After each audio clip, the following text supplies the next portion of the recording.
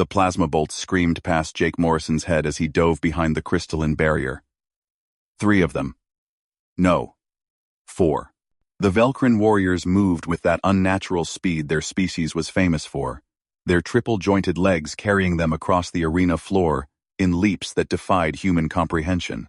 Jake's rifle was empty, the power cell drained after holding off the first wave.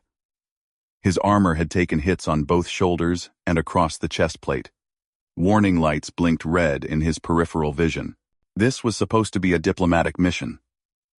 Ambassador Chen had assured him the Velcrin Empire wanted peace talks, that humanity's expansion into the Outer Rim could be negotiated peacefully. That was before the ambush.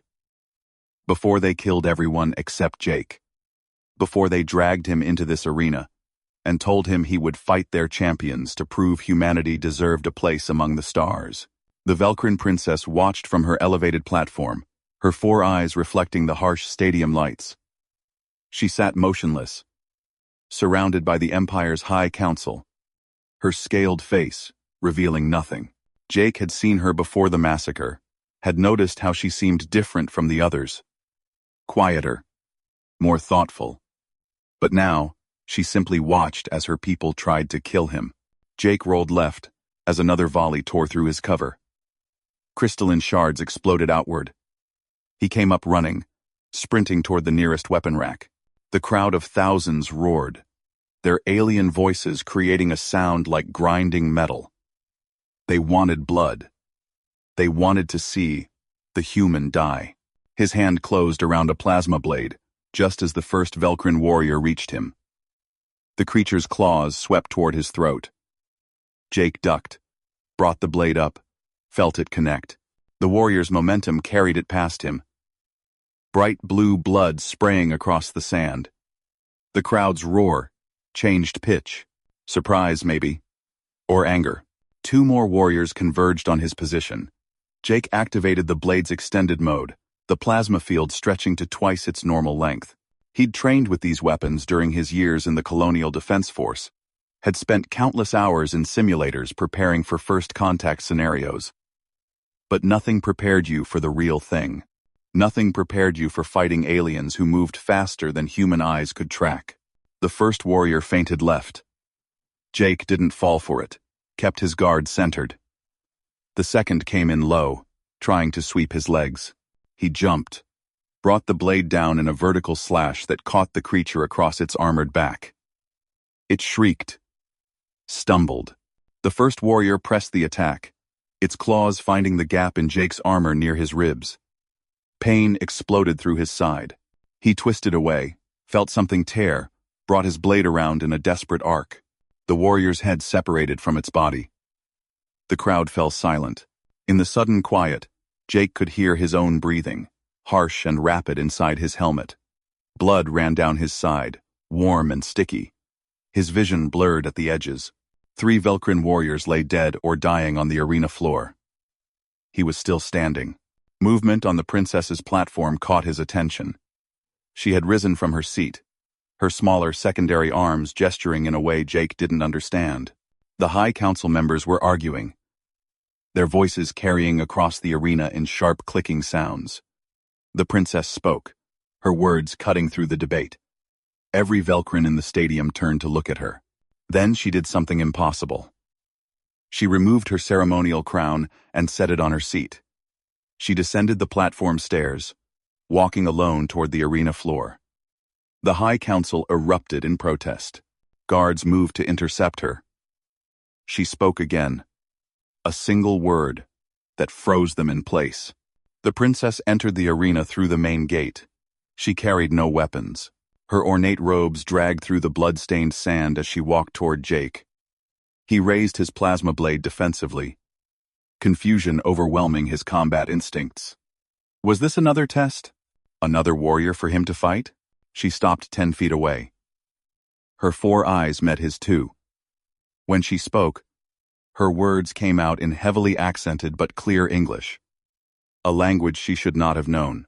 Trust me, human. What I am about to do will change everything. The crowd erupted in chaos. The princess raised her primary arms, her voice amplifying somehow to fill the entire stadium. She spoke in her native language, the words rapid and forceful. Jake didn't understand them, but he understood the effect. Every Velcrin in the arena fell silent. Thousands of aliens stared at their princess with what looked like shock. She spoke for 3 minutes without stopping. Her secondary arms moved in elaborate gestures that seemed to carry meaning. Some in the crowd began making sounds Jake interpreted as agreement. Others hissed in what had to be anger. The High Council members on the platform looked ready to leap down and drag her back. When she finished, the silence stretched for endless seconds. Then, the princess turned to Jake, switched back to English, and spoke the words that would echo across a dozen star systems. I have just told my people that humanity is not our enemy. I have told them that this warrior's courage proves your species deserves not just survival, but partnership. I have told them that I will stake my life, my title, and my honor on this truth. And I have invoked the ancient law that says, if any among them doubts my word, they may challenge me here and now. She paused, her eyes never leaving Jake's. I have also told them that if they accept what I say, the Velcrin Empire will offer humanity a full alliance. Access to our technology, our worlds, our resources, an end to the expansion conflicts. Peace. Jake's blade lowered slightly. His mind raced to catch up with what was happening. The princess continued. Her voice softer now, meant only for him, but there is more. I have studied your species for 3 cycles. I have learned your languages, your history, your wars, and your hopes. My people think humans are primitive, violent, unworthy. I know better. I have seen what you can become. And if the Council rejects my proposal, if they choose war over alliance, I will need you to help me escape this place, because they will kill me for what I have just done. The High Council was descending from the platform now, moving toward the arena. Their faces showed fury. Jake saw guards positioning themselves at every exit. His tactical training kicked in automatically, assessing threats, calculating odds. They were terrible. The princess noticed his expression. You are wondering if you can trust me. You are wondering if this is another deception. I understand. But know this. Human warrior. My name is Kira. And I have bet everything on the belief that your species and mine can be more than enemies. The High Council reached the arena floor. Their leader, an enormous Velcrin with deep scars across his scales, spoke in a voice like breaking stone. The princess responded, her tone defiant. The crowd watched, thousands of aliens witnessing something unprecedented. Jake made his decision. He stepped forward, positioning himself beside Kira. If this was a trick, he would die. If it was real, he might die anyway. But the princess had put her life on the line for peace. For humanity, he could do no less. The scarred council leader looked at Jake, then at Kira. He spoke again, his words harsh. Kira responded immediately, her voice sharp. The exchange continued for several seconds. Then the council leader did something unexpected. He lowered his head in what looked like a gesture of respect. He turned to the crowd and raised his primary arms. The other council members followed his lead. A cheer erupted from half the stadium. The other half remained silent, hostile. But it was enough. The council leader spoke to Kira. His tone changed. Formal, almost reverent. She responded, then turned to Jake. It is done. The council has accepted my proposal. We have won. Jake's legs nearly gave out. Adrenaline crash mixed with blood loss. He caught himself, kept his stance. Around them, the arena began to empty. Some Velcrin approached slowly, their body language cautious but curious. Others left in obvious anger. The princess watched it all with an expression Jake couldn't read. One question, he managed. Why? Kira looked at him with all 4 eyes. Because I have seen the future, Jake Morrison. And in it, our species stand together against threats neither could face alone. What I whispered to my people today was not just about you, or about peace. It was about survival. And sometimes survival requires faith in the impossible. The council leader approached, followed by medical personnel carrying equipment. Kira spoke to them in rapid clicks and hisses. They moved toward Jake, gesturing at his wounds. He tensed, but Kira placed one of her smaller hands on his arm. Let them help you. You are no longer a prisoner here. You are the human who stood alone and changed the course of 2 civilizations. That story will be told for generations. As the medical team began working on his injuries, Jake watched the princess negotiate with her council. Saw the way she commanded respect, despite her youth. Despite what she had just risked. Ambassador Chen and the rest of the diplomatic mission were dead. But their goal had been achieved. Humanity had its alliance. The war was over, and it had all come down to one moment. One choice. One alien princess, willing to bet everything on a truth her people weren't ready to hear. Jake didn't fully understand what had happened. Didn't know all the political forces at play, but he understood that he had just witnessed something rare in the galaxy. True courage. True leadership. Kira finished her conversation with the council and returned to his side. The medical team had stopped the bleeding, applied some kind of regenerative gel to his wounds. The pain had faded to a dull throb. What happens now? Jake asked. Now comes the difficult part, Kira said. Convincing both our species that this alliance can work. There will be resistance on both sides. Old hatreds do not die easily. But we have made the first step. We have shown that cooperation is possible. She paused, looking across the emptying arena. And you, Jake Morrison, will be essential to that process. You are living proof that humans can stand against Velcrin warriors and prevail. That your species has the strength our people respect. The council agreed to the alliance, partly because you survived this trial. They see you as worthy. Jake almost laughed. He had survived by luck and desperation, nothing more. But if the Velcrin wanted to see it as proof of human capability, he wouldn't argue. The medical team finished their work and stepped back. One of them spoke to Kira, who nodded. She turned to Jake. They say you will recover fully. The wounds were serious but not fatal. You were fortunate. Or stubborn, Jake said. We're good at that. For the first time, Kira made a sound that might have been laughter. Yes. I have learned this about your species. Stubbornness may be humanity's greatest strength. And perhaps what the galaxy needs most. Guards approached, but their posture was different now, respectful. They spoke to Kira, who responded briefly. She looked at Jake. They will escort you to proper quarters. Rest, heal. Tomorrow we begin the real work of building this alliance. But tonight, you have earned peace. Jake wanted to ask 100 questions. About her study of humanity. About the political situation. About what her whispered words had really meant to her people. But exhaustion was catching up with him. The adrenaline fully drained now. He nodded. Thank you, Kira. For what you did. For believing in us. She inclined her head in a gesture he recognized as acknowledgement. Thank you, Jake Morrison. For standing alone when it mattered most. For showing my people what humanity truly is. Not primitive violence, but courage in the face of impossible odds. That is the story I will tell. That is the truth that will change everything. The guards led him away, through corridors of crystalline stone that reflected light in patterns that hurt his eyes. Other Velcrin watched him pass, their expressions unreadable.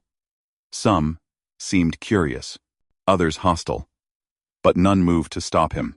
In the quarters they provided, Jake finally let himself collapse onto something that approximated a bed. His body ached in a dozen places.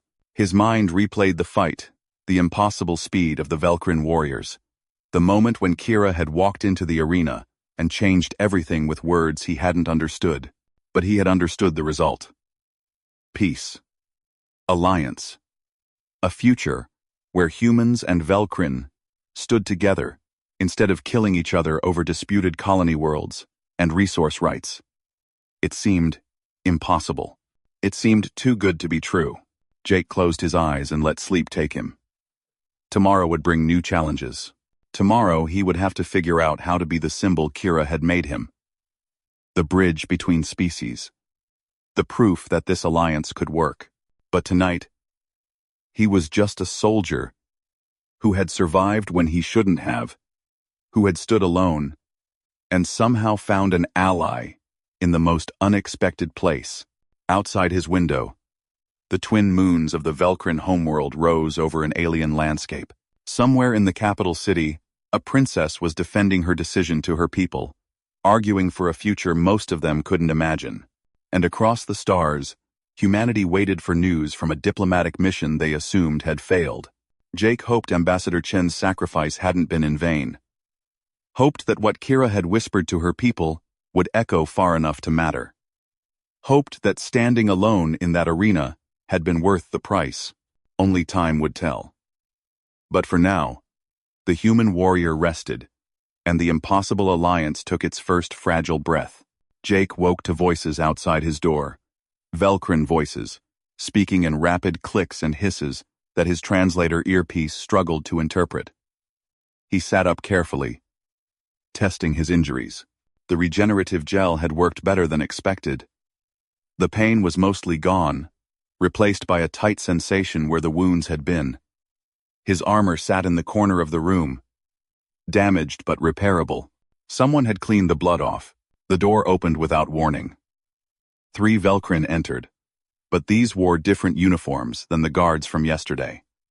Dark blue instead of red, with intricate patterns across the chest plates. The leader spoke in heavily accented English.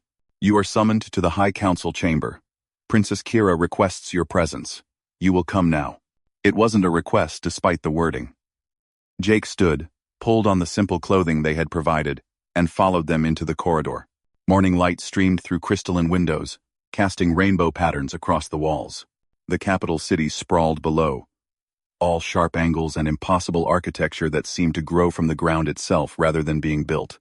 They walked for 15 minutes through halls filled with Velkrin going about their business. Every one of them stopped to stare at Jake. Some whispered. Others made gestures he didn't understand. The guards kept close, their hands near their weapons. Protection or threat, Jake couldn't tell. The High Council chamber was enormous. A circular room with a domed ceiling that showed the sky above through transparent panels. 12 seats arranged in a half circle, each occupied by a council member. Kira stood in the center, facing them. She looked tired. When she saw Jake enter, something like relief crossed her face. The scarred council leader from yesterday spoke first. Jake's translator caught enough to understand. 204. You bring the human to speak for his kind. But he is one soldier. How does he represent billions? Kira responded immediately, her voice carrying authority that seemed too large for her frame. He represents what they can be. What they are, at their core.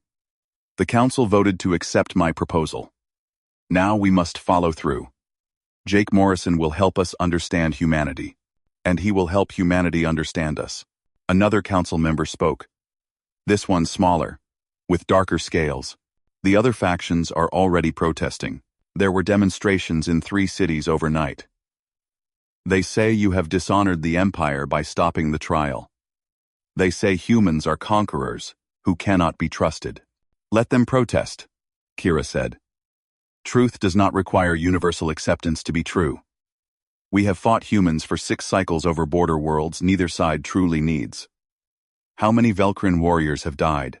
How many ships lost? For what? Pride? Fear of the unknown? She turned to address the full council. I have studied human history. Yes, they wage war. Yes, they can be violent and territorial. But they also cooperate across vast distances. They build alliances with former enemies. They sacrifice themselves for causes larger than individual survival. These are qualities the Velkrin respect in ourselves. Why do we deny them in others. The scarred leader stood. His massive frame dwarfed Kira's. But she didn't step back. Princess, your words yesterday moved the council. But words are not proof. We need more than philosophy to convince the Empire that this alliance serves our interests. We need practical demonstrations, trade agreements, technology exchanges, mutual defense pacts. Can the humans provide these things? That is what we must discover, Kira said. And Jake Morrison is our first step. He will return to human space, carrying our proposal. He will speak to his leaders about what happened here, and he will return with their response. Jake's mind raced. Return to human space? He was light years from the nearest Colonial Defense Force outpost. The journey would take months, even on a fast ship. Kira seemed to read his thoughts. She turned to him. We will provide transportation. A Velcrin diplomatic vessel. Fast enough to reach your territory in 3 weeks. You will carry full documentation of our proposal. The Council has prepared terms for a preliminary alliance. Resource sharing, non-aggression pacts, joint research initiatives. And if my people refuse? Jake asked. Then we are no worse off than before, the scarred leader said. Except that we will know humans cannot be reasoned with, and the war will continue until one side achieves total victory. The weight of that statement settled over the room. Jake understood the stakes now. This wasn't just about preventing war. It was about whether humanity would gain a powerful ally or face an enemy that could match them ship for ship, weapon for weapon. I'll do it, Jake said. I'll take your proposal to my superiors. But I need something from you first. The council members stirred. Kira's eyes widened slightly. What do you require? She asked. Proof, Jake said. Something I can show them that demonstrates you're serious. Words on paper won't be enough. They'll think it's a trick. The scarred leader growled something in his native language. Another council member responded. A debate erupted, rapid and heated. Kira let it run for a minute, then raised her hand.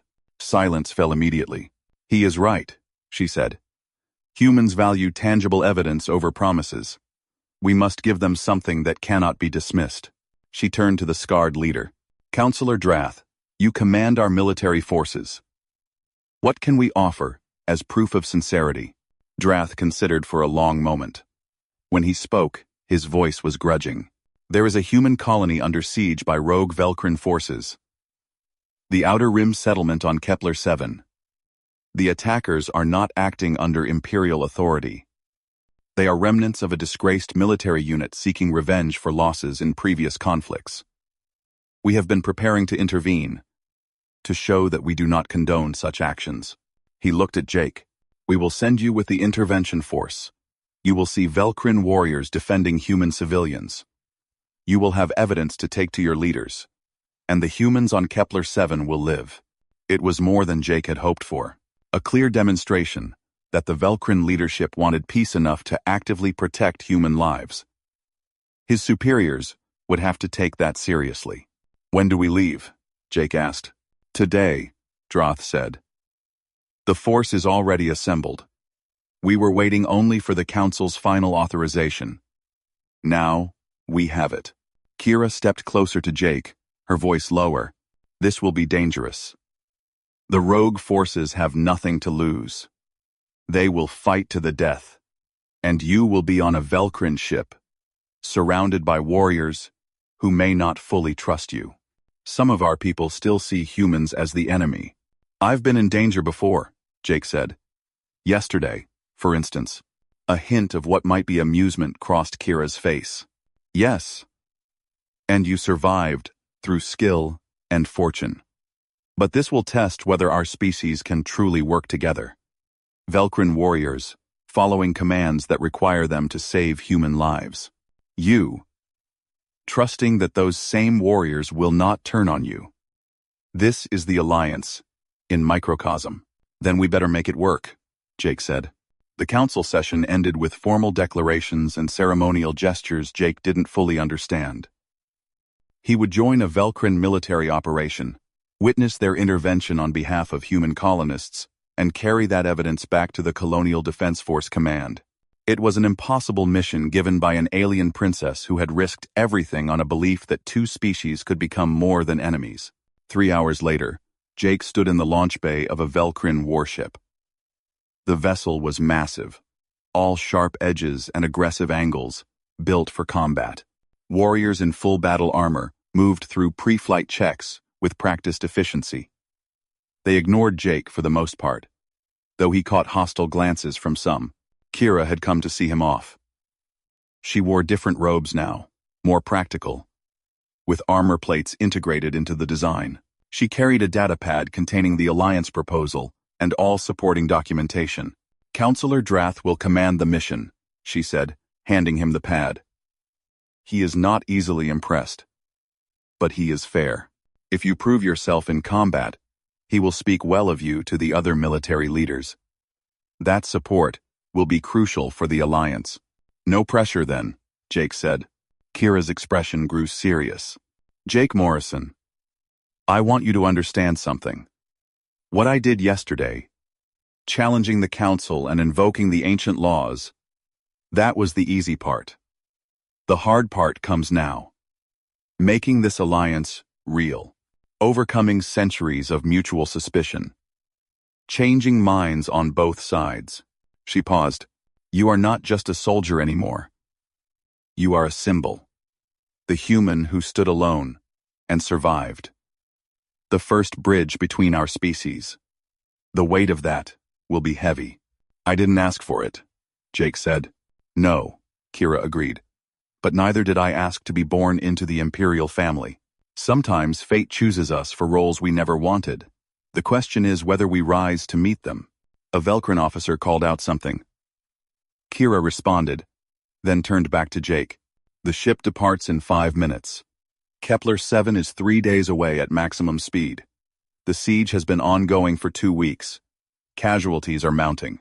If the intervention succeeds, 200 human colonists will owe their lives to Velcrin warriors. That story alone may be worth more than 1,000 treaties." "And if it fails?" Jake asked. "Then we lose more than colonists," Kira said quietly. "We lose the chance to prove this alliance can work. And both our species will pay the price for generations." She placed one of her smaller hands on his arm, the gesture awkward but sincere. "May your gods watch over you, Jake Morrison. And may you return safely with the proof we need." Jake boarded the ship as the launch bay doors opened to the sky.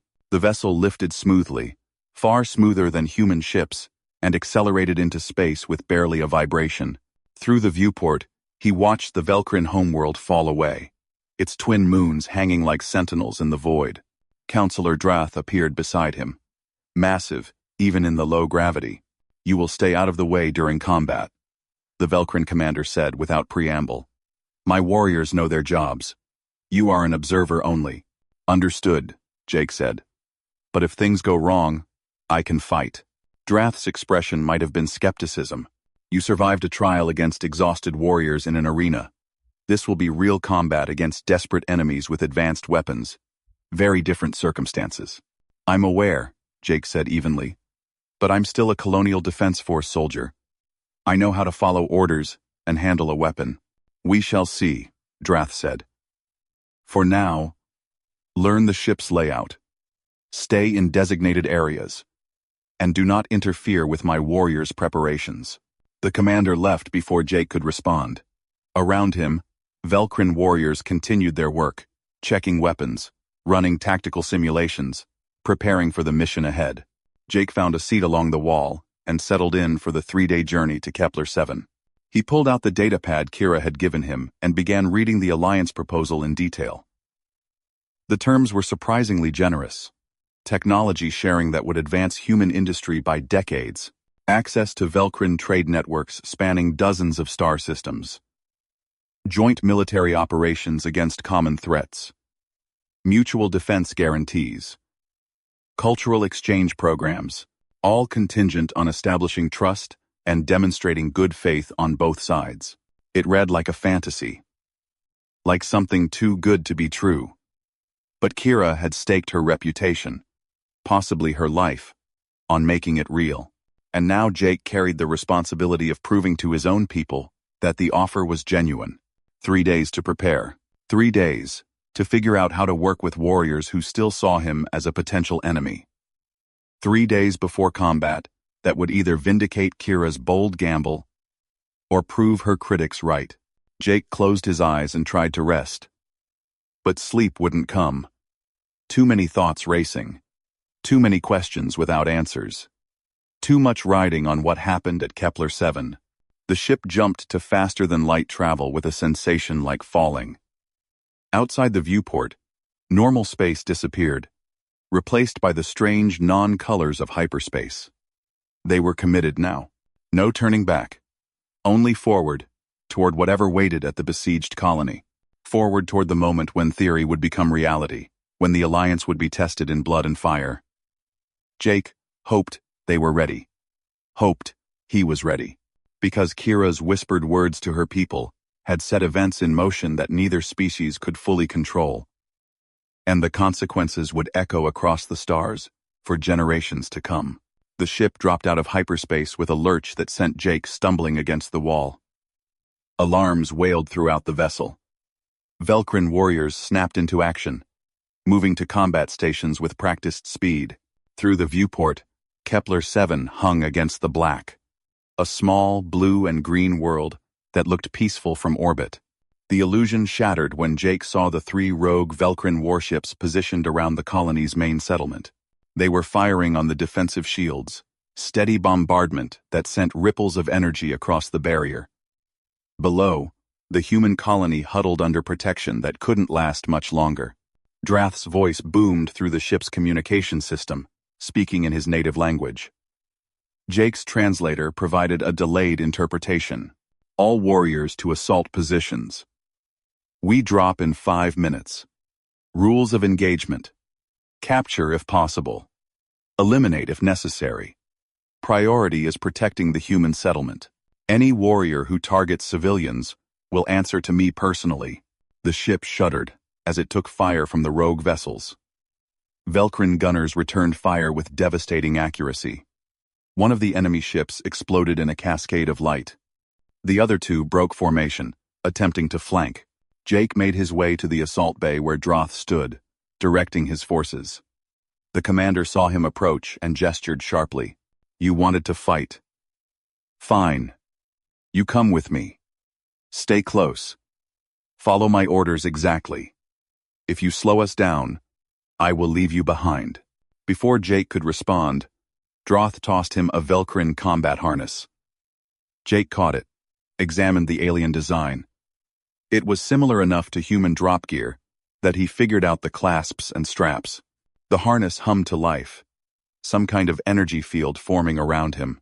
Drop pods, Jake said, understanding. We're going surface side, while the ship handles the orbital threat. Drath's expression might have been approval. Correct. The rogue forces have ground troops surrounding the colony. 200 warriors attempting to break the shields from below, while their ships attack from above.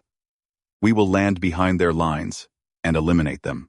The assault bay filled with Velcrin warriors, all wearing similar harnesses. They formed into squads with the efficiency of veteran soldiers.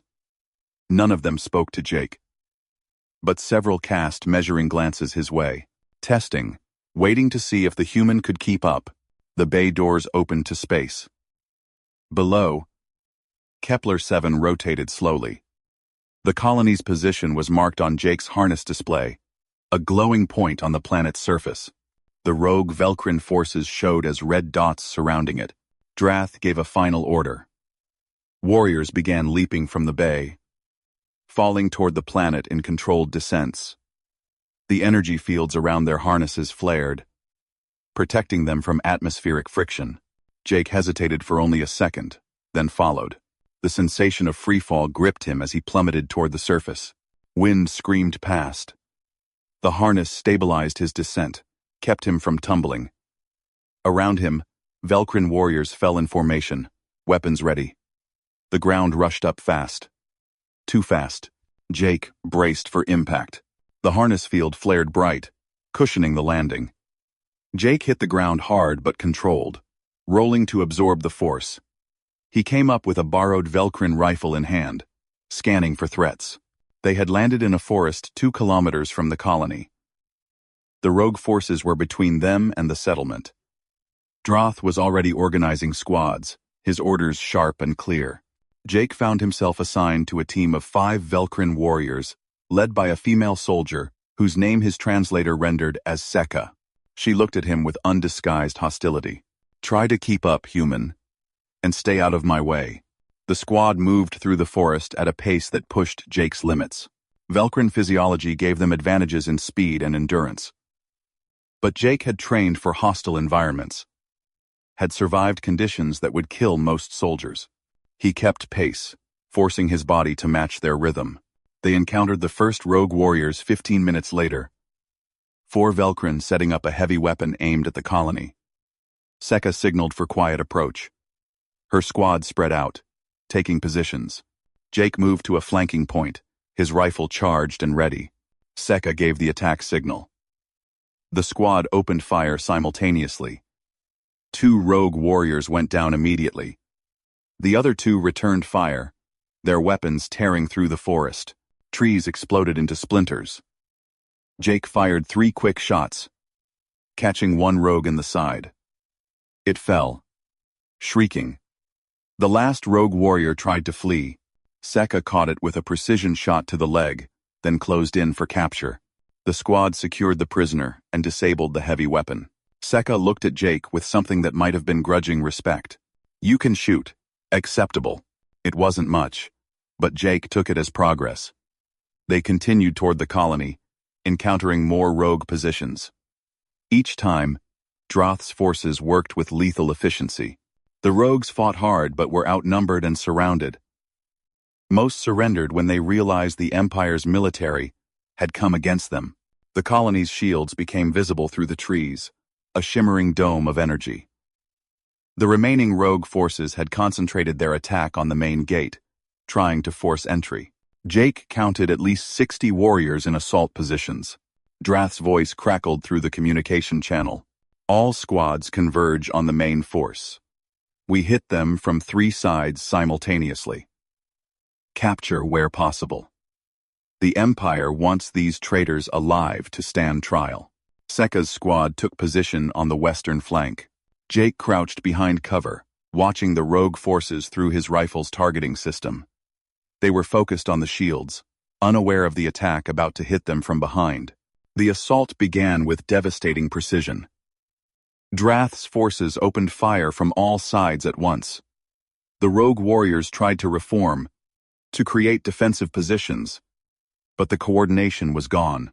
Panic spread through their ranks. Jake fired carefully, taking down targets that threatened his squad. A rogue warrior charged their position with some kind of energy blade. Jake shot it 3 times, center mass.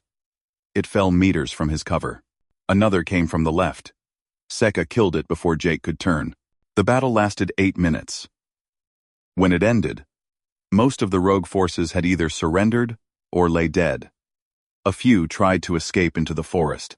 Droth's squads pursued, running them down with relentless efficiency. The colony's shields dropped. Human faces appeared behind the gates, cautious at first, then amazed. They saw Velcrin warriors standing guard around their settlement. Saw aliens who should have been enemies, protecting them instead. Droth approached the main gate, Jake beside him. A human woman emerged, middle-aged, wearing the insignia of a colonial administrator. Her name tag read, Martinez. She stared at the Velcrin commander with confusion and hope warring on her face. "I am Counselor Droth of the Velcrin Empire," Droth said in practiced English. "These rogue forces do not represent our government. We have come to ensure your safety and to offer proof that our species can work together for mutual benefit." Martinez looked from Droth to Jake. "Your Colonial Defense Force," she said, recognizing the patches on Jake's borrowed uniform. "What's happening? Why are Velcrin protecting us?" "It's a long story," Jake said. "But the short version is this. Things are changing. The Empire has offered humanity an alliance. What you just witnessed, that's proof they're serious. Martinez shook her head slowly, processing. We've been under siege for 2 weeks, lost 12 people, thought we were going to die here. And now you're telling me the Velcrin Empire sent troops to save us? That's exactly what I'm telling you, Jake said. And this is just the beginning. Drath issued orders to his warriors. They began securing the area, treating the wounded, processing prisoners. Human colonists emerged cautiously from shelter, staring at the scene with disbelief. Children peered from behind adults, eyes wide. One little girl, maybe 6 years old, approached a Velcrin warrior who was standing guard. The warrior looked down at her, clearly uncertain. The girl said something Jake didn't catch.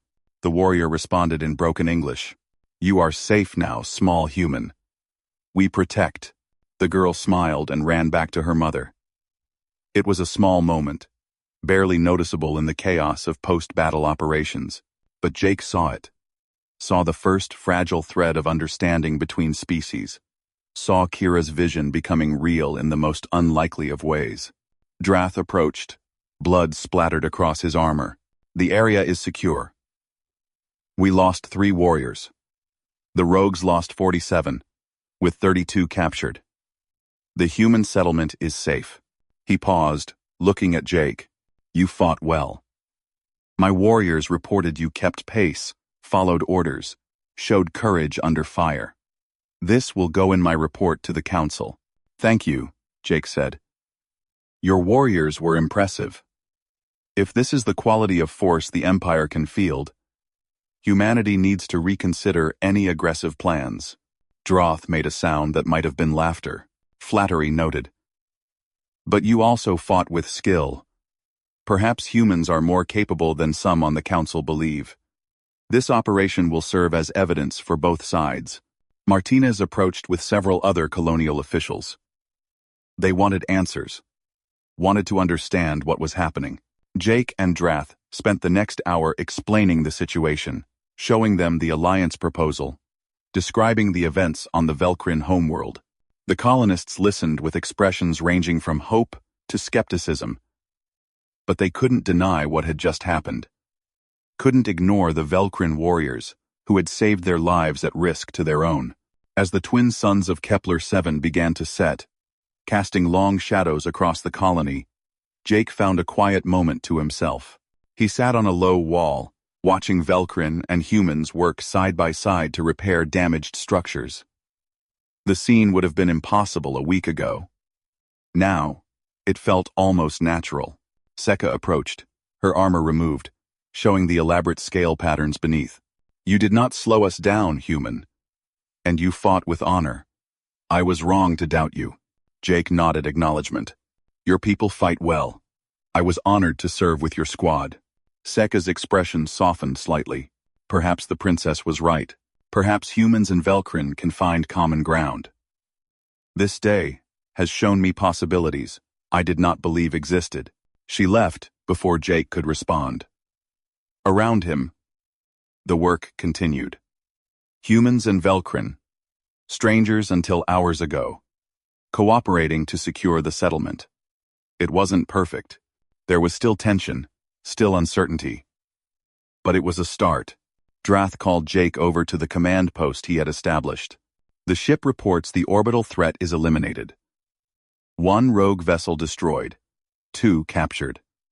We will remain here for 3 days to ensure security, then transport you to the nearest Colonial Defense Force outpost. You will carry documentation of this operation along with the alliance proposal. The commander's expression grew serious. What happened here today will be known across both our territories. The story will spread. How it is told will matter greatly. You must ensure your people understand that the Empire acted to protect human lives, that we demonstrated good faith through action, not just words. I understand, Jake said. And I'll make sure they hear the truth. Good, Drath said. Because the princess has bet everything on this alliance, and I have now joined her in that bet. We cannot afford to fail. Night fell over Kepler-7. The colony lights came on, bright against the darkness. Velcrin warriors stood watch alongside human militia. In the distance, the captured rogue vessels hung in orbit under Imperial Guard.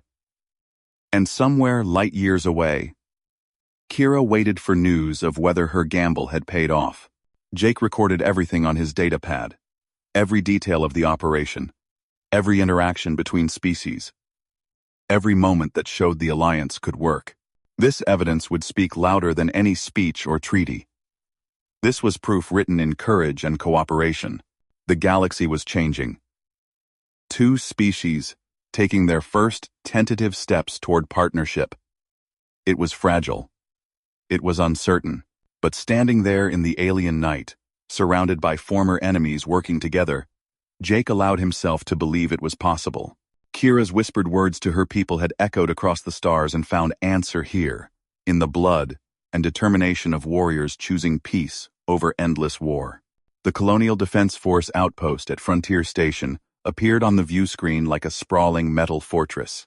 Jake stood in the Velcrin ship's observation deck, watching human military vessels patrol the perimeter. They had detected the alien ship hours ago and scrambled a defensive formation. Tense negotiations had followed, with Jake confirming his identity and explaining the situation. Now, they were being escorted in, under heavy guard. Counselor Drath stood beside him, massive arms crossed. Your people are cautious. Good. Caution keeps species alive in a dangerous galaxy. They've been fighting your rogue units for years, Jake said. Trust won't come easy. It should not come easy, Drath replied. Trust must be earned through consistent action over time. We begin that process today. The ship docked at a secure bay far from the station's civilian sections. Through the viewport, Jake saw Colonial Defense Force soldiers taking positions, weapons ready. An entire company, maybe more. They weren't taking chances. I should go first, Jake said. Alone. Let them see, I'm unharmed and willing.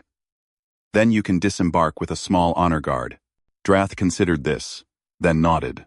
Wise. We do not want to appear threatening. Choose the warriors who will accompany me carefully. Those who can control their reactions to human hostility. Jake selected 3 Velcrin warriors who had fought well at Kepler-7 and shown professionalism in dealing with the colonists. Seika volunteered immediately. The others were veterans Drath trusted. They would present the Empire's best face to humanity. The airlock cycled. Jake stepped out alone, hands visible and empty. 20 rifles immediately locked onto him. An officer approached. A woman in her 40s with commander's insignia. Sergeant Morrison, she said, using his Colonial Defense Force rank. Commander, Lisa Grant. We need to verify your identity and status before proceeding. Understood, Commander. Take whatever time you need. But know that the Velcrin delegation with me represents a legitimate peace offer from their empire. They saved 200 human lives at Kepler-7 3 days ago. Grant's expression remained neutral. We've received some confusing reports from that colony. We'll sort through everything in debriefing. For now, you're coming with me. The Velcrin can wait aboard their ship until we confirm your story. Jake had expected this. Military protocol demanded caution, especially with former enemies. He submitted to identity verification, medical scans, and preliminary questioning. 2 hours passed before Grant seemed satisfied he was who he claimed and acting of his own free will. All right, Grant said finally. Tell me what happened. All of it. And it better be good. Because half the fleet wants to open fire on that ship right now. Jake told the story from the beginning. The ambush during the diplomatic mission, the arena trial, Kira's unprecedented address to her people, the Kepler-7 intervention. He pulled out the datapad with all the documentation, including video recordings of the battle and testimonials from the colonists. Grant watched it all with increasing amazement. When Jake finished, she sat back in her chair and exhaled slowly. If anyone else had told me this, I would have called them insane. An alien princess declaring an alliance to her people? Velcrin forces defending human colonists? It sounds like propaganda. It sounds impossible, Jake agreed. But it happened. and it's our best chance to end this war before it consumes both species. Grant stood, paced the small office. I need to bring in higher command. This is way above my authority level. But Morrison, you need to understand something. There are people on our side who want this war. Defense contractors making fortunes. Military leaders building careers on enemy body counts. Politicians using the Velcrin threat to stay in power. They won't like peace. I know, Jake said. That's why we need the evidence. The recordings. The testimonials. Proof that can't be dismissed as tricks or propaganda. Grant nodded slowly. Stay here. I'm calling in Admiral Henderson. He commands this sector and has the authority to make decisions about your proposal. But be warned, Henderson is old school. He's lost a lot of good people to Velcrin attacks. He won't be easily convinced. Admiral Carl Henderson arrived 30 minutes later with a security detail and 2 intelligence officers. He was in his 60s, gray-haired and hard-eyed, wearing enough medals to tell a lifetime of combat service. He listened to Jake's report without interruption, his face giving away nothing. When Jake finished, Henderson spent 10 minutes reviewing the datapad, watching the recordings, reading the alliance terms. Finally, he looked up. This Princess Kira. What makes you think she can deliver on these promises? She staked her life on them, Jake said. Challenged her own high council in front of thousands of witnesses. I saw Velcrin, who wanted to kill her for what she proposed, but she did it anyway because she believes the alternative is mutual destruction. Henderson grunted. Belief is nice. I deal in facts. Fact is, we've been fighting the Velcrin for 6 years. They've killed thousands of our people. Destroyed dozens of colonies. Now we're supposed to forget that because one princess gives a pretty speech? No, sir, Jake said carefully. We're supposed to recognize an opportunity when it appears. The Kepler 7 intervention wasn't a speech. It was Velcrin warriors dying to protect human civilians. That's a fact. The video evidence is a fact. The testimonials from 200 colonists are facts. Henderson's jaw tightened. I watched the recordings, Sergeant. I see Velcrin fighting other Velcrin. For all I know, this is an elaborate setup. Get us to lower our guard. Then, hit us hard. Then let's test it, Jake said. Send representatives to meet with their High Council. Establish communications protocols. Start small, with prisoner exchanges and humanitarian aid. Build trust gradually through verification. That's what the proposal suggests. One of the intelligence officers spoke up. Sir, I've been analyzing the technical specifications in this proposal. If they're genuine, the technology alone would advance our capabilities by decades. Faster than light drives that put our current systems to shame. Energy shields that could protect entire planets. Medical technology that could save millions of lives. Or weapons that could destroy us, Henderson countered. The debate continued for an hour. Henderson was skeptical, but not dismissive. He recognized the strategic implications of an alliance, even if he didn't trust the Velcrin. Finally, he made his decision. Here's what's going to happen, Morrison. I'm sending you to Earth Command with all your evidence. They'll make the final call on this alliance proposal. In the meantime, I'll authorize a limited diplomatic exchange. The Velcrin delegation can meet with our command staff here.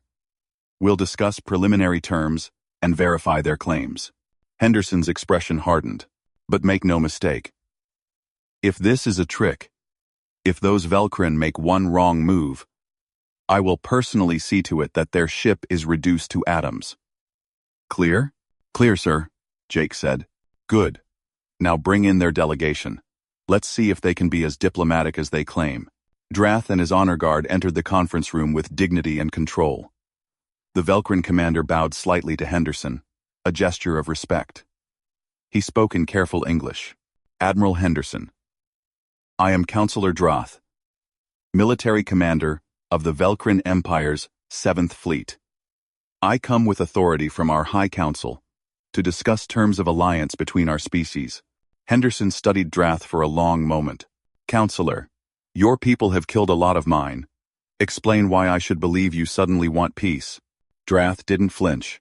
Because continued war serves neither species. We have fought for 6 cycles over border territories that neither side can fully control. Both our militaries are stretched thin. Both our economies suffer under the burden of constant conflict. And there are greater threats in this galaxy than each other. Henderson raised an eyebrow. Greater threats? Drath nodded. The Velcrin Empire borders 3 other hostile species. We have been managing those threats while fighting humanity. It has become unsustainable. An alliance with humans would allow us to focus resources where they are truly needed. And you would gain access to technology and trade networks that would benefit your expansion. Smart politics, Henderson said. But why should we trust you? Won't use the alliance to learn our weaknesses, and then strike. Because we could already do that through continued conflict, Drath replied. War teaches much about an enemy's capabilities. Peace teaches more about their potential as partners. Princess Kira believes humans and Velcrin together could become the dominant force in this sector. I have seen enough to think she may be right. The negotiations continued into the night. Technical discussions, security protocols, verification procedures. Henderson pushed hard on every point, testing the Velcrin delegation's sincerity. Drath met each challenge with facts and pragmatic responses. Jake watched the process, fascinated by the diplomatic dance. These were warriors and commanders used to giving orders and fighting battles. Now they navigated the complex terrain of alliance building, each side probing for advantage while trying to build trust. By midnight, they had established a framework. Regular diplomatic exchanges. Joint patrols of border territories to prevent rogue attacks. Technology sharing starting with medical applications. Cultural exchange programs to help each species understand the other. It was preliminary, contingent on approval from higher authorities on both sides. But it was progress. Henderson called for a break. As the room cleared, he pulled Jake aside. You believe in this, don't you? This alliance. I do, sir. Jake said. I've seen it work on a small scale. Humans and Velcrin cooperating to save lives. If we can make it work system-wide, we'll both be stronger for it. Henderson looked old, suddenly, tired. I've spent 40 years in uniform, Morrison. Fought in 3 wars. Lost count of the friends I've buried. Part of me wants this peace. Wants to believe we can stop the killing. But another part, the part that's seen too much, knows how easily good intentions turn into disasters. Then we make sure that doesn't happen, Jake said. We stay vigilant. We verify everything. We build trust slowly and carefully. But we don't throw away the chance for peace because we're afraid it might fail. Henderson nodded slowly. You're right. And that's why you're going to Earth Command. They need to hear this from someone who was there. Someone who saw it firsthand. Make them understand what's at stake. The conference resumed an hour later. By dawn, they had a preliminary agreement to present to their respective authorities. Drath would return to the Velcrin homeworld to brief the High Council. Jake would go to Earth to make the case for alliance to humanity's highest levels of government and military command. As the Velcrin delegation prepared to depart, Seka approached Jake. You have given us hope, human. Hope that this war can end without total destruction of one side or the other. Whatever happens, know that there are Velcrin who will remember what you did. Just tell the story, Jake said. Make sure your people know that humans can be trusted, that we keep our word and stand by our allies. That's all I ask. Seka gave what might have been a smile. The story of the human who stood alone is already spreading across the empire. You are becoming something of a legend among my people. Use that well. Drath was the last to leave. He clasped Jake's shoulder with one massive hand. You fought with honor, spoke with wisdom, carried yourself as a true warrior. The princess chose well when she put her faith in you. Now, Do not disappoint her. Make your leaders see what we have seen. I'll do my best, Jake promised. Your best has proven considerable, Drath said. May it be enough for what comes next. The Velcrin ship departed, escorted out of human space by the same vessels that had greeted it with weapons hot. But the mood had changed. There was still caution, still readiness for betrayal, but also possibility, also hope. Jake stood at the observation window, watching the alien ship disappear into the darkness between stars. In 3 days, he would reach Earth, would stand before the Joint Chiefs and the Colonial Council, would make the case that humanity's future lay not in endless war, but in an alliance that seemed impossible, until an alien princess whispered words that changed everything. The weight of that responsibility pressed down on him. So much depending on whether he could convince people who had never met Kira, who hadn't seen what he had seen. But he carried proof. Recordings, testimonials, the evidence of Velcrin courage and human-alien cooperation, written in blood and survival at Kepler 7. It would have to be enough. Because the alternative was unthinkable. Return to war. Return to cycles of killing that benefited no one. Return to a future where both species bled themselves dry over territories neither really needed. Jake thought of the little girl at Kepler 7, smiling at a Velcrin warrior who had helped save her life. Thought of Sika acknowledging that humans could be honorable. Thought of Kira, risking everything on a belief that two species could become more than enemies. The galaxy was changing. And Jake Morrison, a soldier who had never asked to be a symbol or a bridge between worlds, carried the weight of that change toward Earth, toward the moment when humanity would decide whether to embrace the impossible or reject it out of fear. Whatever they chose, the echoes would resound for generations. Earth looked impossibly blue from orbit. Jake had seen it 100 times on deployments, but never with this much weight on his shoulders. The shuttle descended through atmosphere toward Geneva, where the Colonial Council maintained its headquarters. Below, the planet turned in ancient rhythms, unaware that the next few hours might determine humanity's future among the stars. The council chamber was intimidating by design. Circular, with seats rising in tiers around a central floor where Jake stood. 50 representatives from every major human colony and Earth nation. Behind them sat military advisors, intelligence officers, and diplomatic staff. Everyone who mattered in human space governance was here. Fleet Admiral Catherine Park called the session to order. She was the highest-ranking military officer in the Colonial Defense Force, a legend who had fought in the First Contact War and every major engagement since. Her record was impeccable. Her reputation for toughness was well-earned. Sergeant Jake Morrison, she began, her voice carrying through the chamber without amplification. You've submitted a report claiming that the Velcrin Empire has offered humanity a comprehensive alliance. You've provided evidence of their forces defending human colonists against rogue Velcrin units. And you've brought back a detailed proposal for cooperation between species that have been at war for 6 years. She paused, her gaze sharp. These are extraordinary claims. I hope your evidence is equally extraordinary. Jake activated the holographic display. The arena appeared, life-sized, surrounding the council chamber. They watched him fight, watched Kira descend to the floor, heard her speak, the translator providing English subtitles. The recording continued through her entire address to the Velcrin people. The council watched in silence.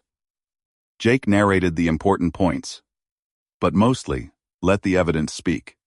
Then, he showed the Kepler 7 intervention. Velcrin warriors dropping from orbit. The battle against rogue forces. The aftermath, with humans and Velcrin working together.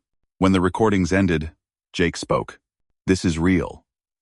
Princess Kira risked her position, and possibly her life, to offer us this alliance. Counselor Drath committed Imperial military forces to defend human civilians. I've fought alongside Velcrin warriors. I've seen their honor, their courage, and their genuine desire to end this war. He let that sink in for a moment. The proposal before you offers technology that would advance our civilization decades. It offers trade networks spanning systems we haven't even explored. It offers military cooperation against threats neither species could face alone. And it offers something more valuable than any of that. It offers peace. A council member from Mars Colony, a man named Chen, stood to speak. We've reviewed the technical specifications in this proposal. If genuine, this represents the greatest leap forward in human capability since we achieved faster than light travel. But that's a very big if. How do we know this isn't a sophisticated trap? Jake had anticipated this question. We verify.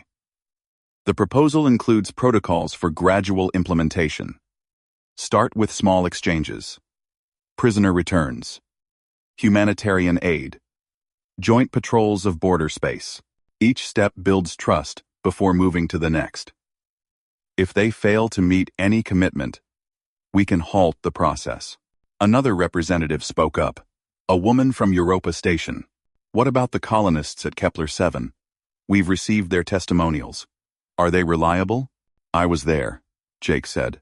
I watched Velcrin warriors die protecting human civilians. Those colonists aren't lying. They're alive because the Empire sent forces to save them. That's not propaganda. That's documented fact. Fleet Admiral Park leaned forward. Morrison, you stood in that arena. You looked Princess Kira in the eyes. Do you trust her? Jake considered his answer carefully. I trust that she believes in this alliance. I trust that she risked everything to make it possible. And I trust that the Velcrin military, at least the forces under Counselor Droth's command, will honor the commitments in this proposal. He paused. But trust alone isn't enough. That's why verification matters. That's why we build this alliance step by step, proving ourselves to each other through action. They've taken the first steps. Kira challenged her own people. Droth defended our colonists. Now, it's our turn to show we can meet them halfway. The debate that followed lasted hours. Skeptics raised valid concerns. Supporters pointed to the strategic advantages. Military advisors argued both sides. Intelligence officers provided analysis of Velcrin capabilities and intentions. The council was divided. Emotions running high.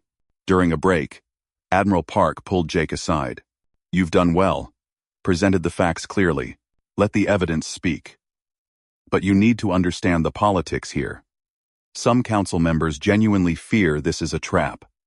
Others are invested in continuing the war.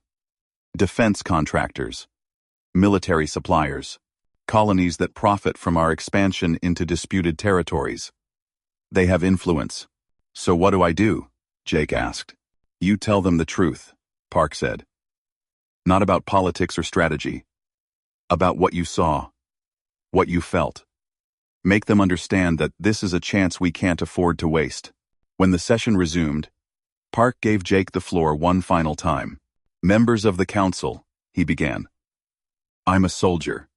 I don't understand politics or economics or all the complex factors you're weighing. But I understand war.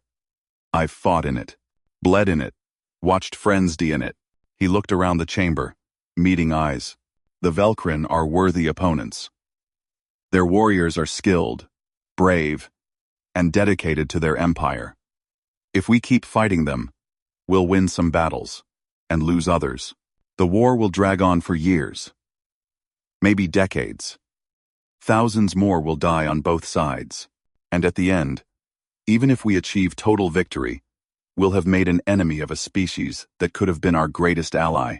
Jake pulled up an image of the little girl at Kepler 7, standing next to the Velcrin warrior. This is what the alternative looks like.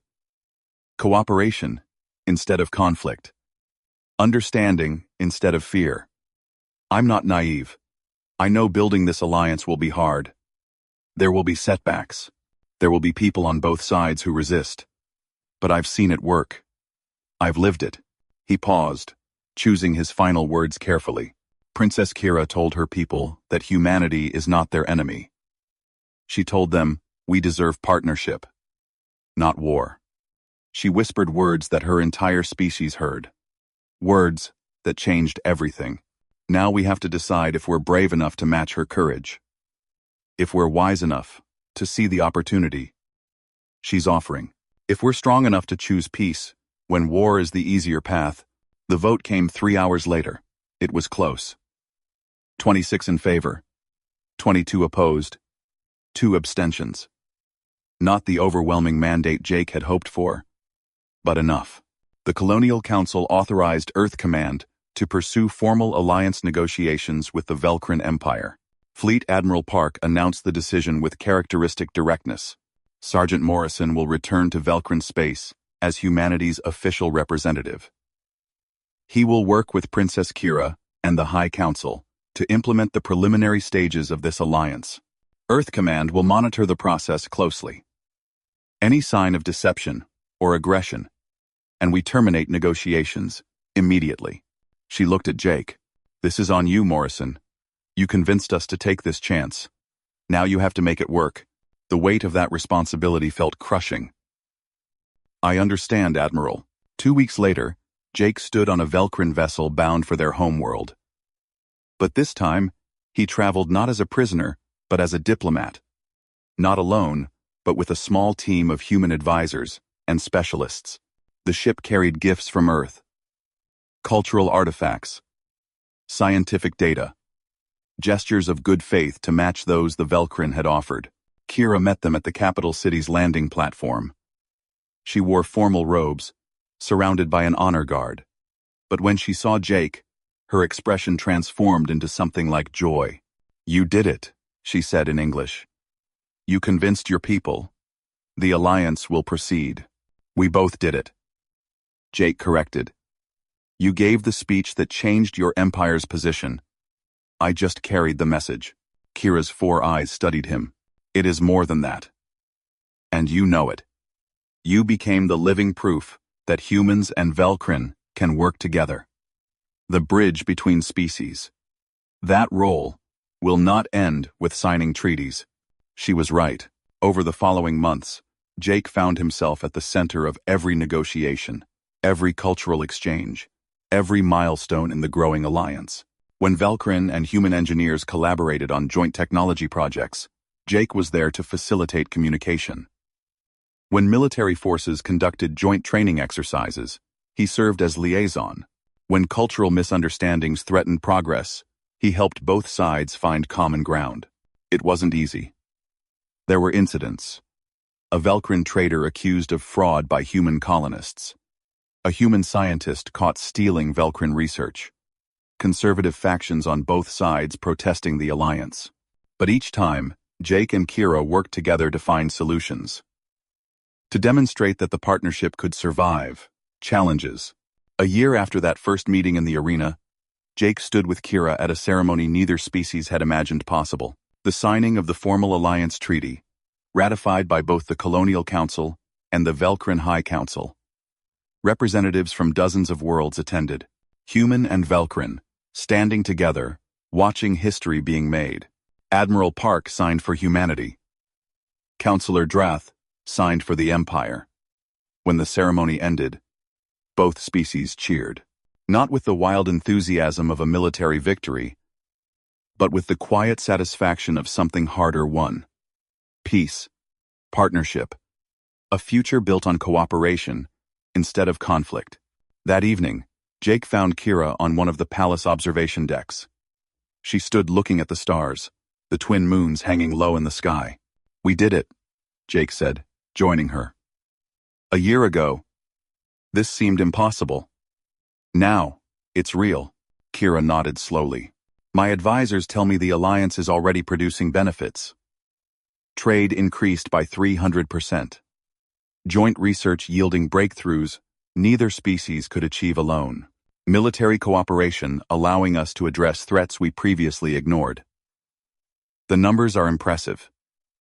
Military cooperation. Military cooperation. Military cooperation. But? Jake prompted, hearing the hesitation in her voice. But numbers are not the true measure of what we have built, Kira said. The true measure is in the small moments. Human children learning Velcrin language.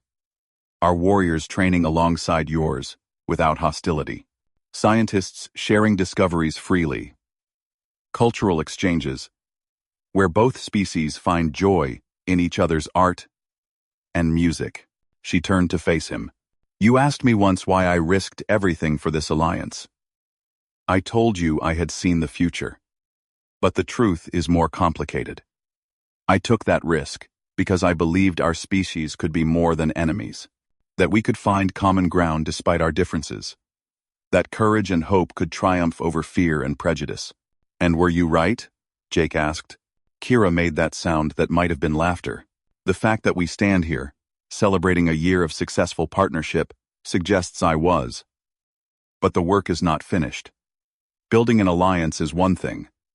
Maintaining it requires constant effort, constant willingness to choose understanding over suspicion. Then we keep choosing, Jake said. Every day, every challenge, we keep proving that this alliance is worth fighting for. Kira's expression softened. You have changed, Jake Morrison. From a soldier forced into an arena to a diplomat shaping the future of two civilizations. Have you considered what comes next for you? Jake looked out at the stars. I've had offers. Position with the Colonial Diplomatic Corps. Teaching role at the Defense Academy. Even political appointments. But I think I'll stay right here. Working with you. Making sure this alliance continues to grow stronger. You could have a comfortable life on Earth, Kira pointed out. Recognition. Honor. Peaceful retirement after everything you have done. True, Jake said, but this matters more. What we're building here. It's bigger than comfort or recognition. It's the foundation for something that will last centuries. I want to be part of that. Kira placed one of her smaller hands on his arm. Then we continue together. The human warrior who stood alone, and the princess who whispered words that changed everything. Partners in building a future neither species could create without the other. Below them, the capital city glowed with light. Human and Velcrin moved through streets together, the sight now common enough to no longer draw stares. Ships from both species shared docking facilities. Trade goods flowed freely across borders that had been battle lines just a year ago. Jake thought of that moment in the arena. Facing death, believing he stood alone against impossible odds. How wrong he had been. He had never stood alone. Kira had been there, preparing to risk everything on a belief in humanity's potential. And now, that belief had transformed two civilizations. The galaxy was vast and dangerous. Threats still lurked beyond charted space. Challenges would continue to test the alliance. But humans and Velcrin would face them together now, stronger as partners than they ever could have been as enemies. Kira had whispered words that stunned her species. Words that challenged centuries of assumption. Words that demanded courage and vision and the willingness to choose a better path. And somehow, impossibly, those words had echoed across the stars to find answer in the heart of a human soldier who refused to give up even when all seemed lost. Together, they had built something new, something precious, something worth defending with everything they had. The stars shone overhead, infinite and inviting. Somewhere out there, other species watched the human-Velcrin alliance with interest, some with hope, seeing proof that cooperation between different species was possible, others with concern, recognizing the power of unified civilizations. But that was a challenge for another day. Tonight, Jake and Kira stood on a balcony overlooking a city where two species lived and worked together in peace. Tonight, they celebrated not just survival, but the triumph of hope over fear, understanding over prejudice, partnership over endless war. The human warrior no longer stood alone. He never had to again.